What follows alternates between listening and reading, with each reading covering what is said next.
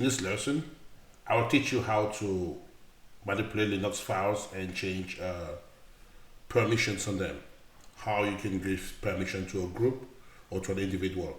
We are going to be in a lab during this session, and I'm going to begin by SSHing into my Linux Red Hat server, and I will create a user, and I will also make that user to SSH on another terminal in the same server, and we are going to play with the permissions. I'm going to create certain files and see if the other user, the new user I created, can read that file or maybe execute the file. And that's just a way to give you an understanding how these permissions work.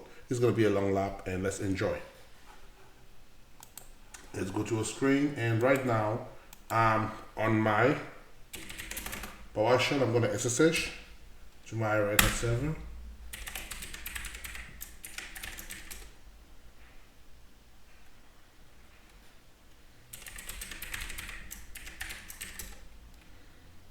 I'm inside of my server right now, and I'm going to sudo su to a root user.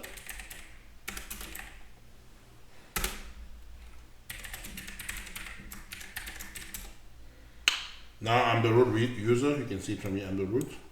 And I'm going to create a new user called John. User add, let me create James. User add James. And let's give James a password. Password is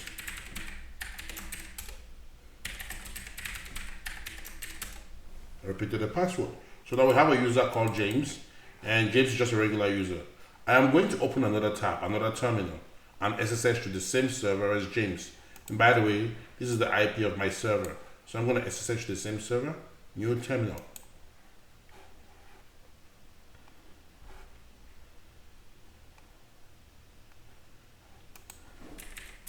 SSH James at, yeah.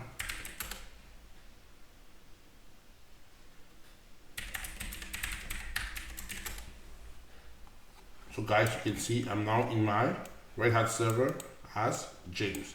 In the other tab, I'm in my Red Hat server as root, but I'm gonna exit to go be, I'm there as root, and that's fine. I'll stay there as root. Okay, the first thing I'm going to do is I'm going to go to a directory like on the root file system, and I'm going to go to cd. Let me go to /opt. cd/opt. I'll go to ls here. There's no file in there. I'm going to create a file. I'm going to call it food, and I'll put the content. I love rice and beans. So I'm going to do an echo. I'm going to put this in quote. I love rice and beans. And then I'm going to redirect it into a file called food. Hit enter. Now, if I do an ls-lh, I'm going to see the permission. It says the owner can read and write the file, the group can read the file, and all other people can only read. By the way, who is the owner of this file? It belongs to root. Who is the group? Root. So root can read and write, and the group root can just read, and all other people can read the file. So it's under pwd, it's under /op. So I'm going to go to the other terminal where James is logged into, okay? Because James is logged into the same server, Red Hat server, and James is over here in the same server. I'm going to clear my screen, Control L, or you type the word clear. Now I'm going to cd to /opt, the same place. And right now, as James, this is James right there. If it's ID, we see James, or who am I? You will see that I am James, okay? Right now as James, I'm going to do ls, or I can see the file called food, ls-lh.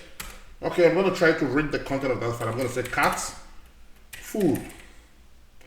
And look, I can read, I love rice and beans. So in this case, remember this file is owned by root, and the group is root. So James falls as other people, other. And he was able to read it because the permission there is read. Now, we are going to use our first command. It's called chmod. Chmod, use it to change the permissions on the file. For this file, if we look, the current permission is, I want everybody, just the owner of the file, he can read and write, and all other people can just read. So I want to change the permission. I want that the owner or the user of this file, root, who is root, I want him to be able to read and write, and his group to be able to read, but I want all other people not to have any permission. So if I want this, what's the current permission here? If you remember our permission class, I'm going to bring back our chat again to make sure that this is an easy class. And in our chat, we know read is equal to 4, write is equal to 2, and execute is equal to 1, right? Excellent. Very simple. So what are the permissions here? For this first one means it's a file, the very first permission. So read is 4 plus write is 2, and execute is just a dash. So 4 plus 2 plus 0, so it means that's a 6. And then let's go to the next three set of permission for the group. We have a read. Read is a 4, and then dash dash, it means plus 0 plus 0. And the same thing for the last three permissions, which is for all other people, is 4 plus 0 plus 0. So the final permission here is 4, 4. So the permission on this file is 6, 4, 4 for the file called food. That's the permission on that file. So, but I want to change everything. I want to make it 640. 640. It means that, as usual, read write for the owner, because it's going to be 6. For the group, it will read, which is 4. But for all other people, it should be 0. So I will give you the command, and we're going to write this command. Exciting, very easy. So I would just say chmod, chmod. Some people call it chmod. And that's the permission. I would say 640. Remember? That's what we wanted. And for what file? Food. And I hit enter. Initially, look, the permission was read for others, right? Now, I've put a 0 at the end for others. Let's take a look. LL again, and look at that. There we go. Now you see, if we look at the permissions on this file, I'm going to get my pen again. You will see that number 1 is a file. Number 2, read, write, and then minus. Read, write. There's no read, there's no write, there's no execute. And for others, the last 3 permission, there is nothing. So remember, on this machine over here, James is over here. This is where James is on the other terminal. He logged into the same machine. We will now go and try to see if James can even read that file. Because now remember the permission is 0. Now let's go to James. We are going to cut the same thing we did before that work.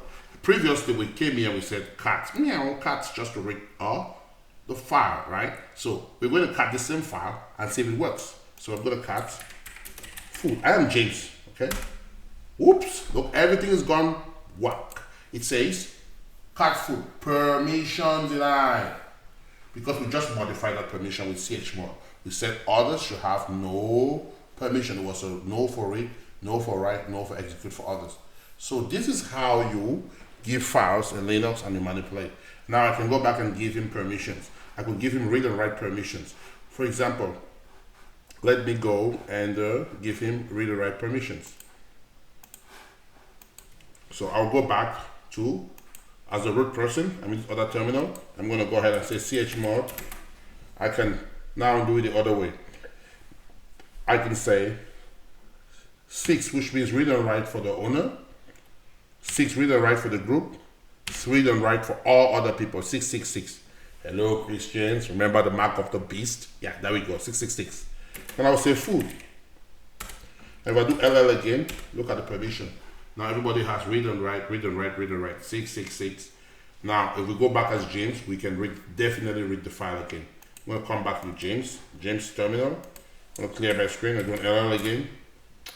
If you see the permission has changed, right? The last time James did an LL was read for the group, read for others.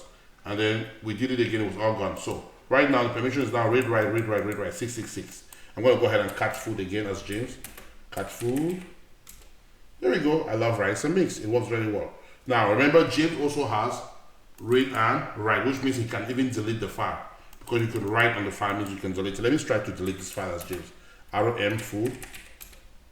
Permission denied. Oh, because it belongs to the root user. I apologize to that. He cannot write. He can write, but he cannot delete. So let me try to edit that file and see if I can add something to the file. Because if we look at the permission, it says other people, which James can write. So I'm going to vim food. I just want to edit the file, so I'm using vim. I prefer vim. Hit enter, and I'm going to write more stuff. I will say I added more stuff as James. Escape colon WQ to write and save. Enter. There you go. I was able to save it, guys. Cat food. There we go. Look, it works very perfectly. So I was able to add the stuff for James inside this file. I can write to that file. So now there are other ways of changing permission in the file. I show you the way of doing it with numbers like 640. I'm going to show you the other method where we can use letters to do it, right? And this very first method is called the octal notation, where I use like numbers, mathematical number, the octal notation.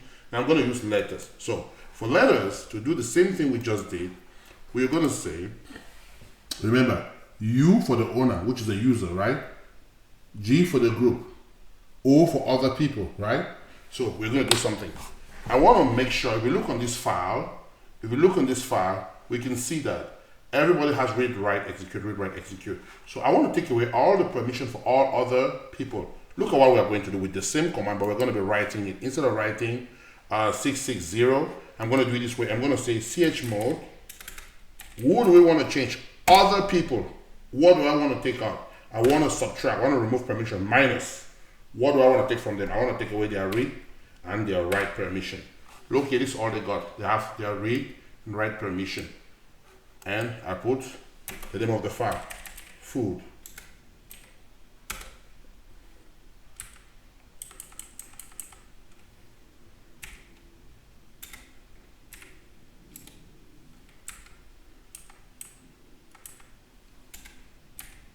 I'm very sorry. So instead of writing others, O, I wrote 0. That was a mistake. So it has to be O, not a 0.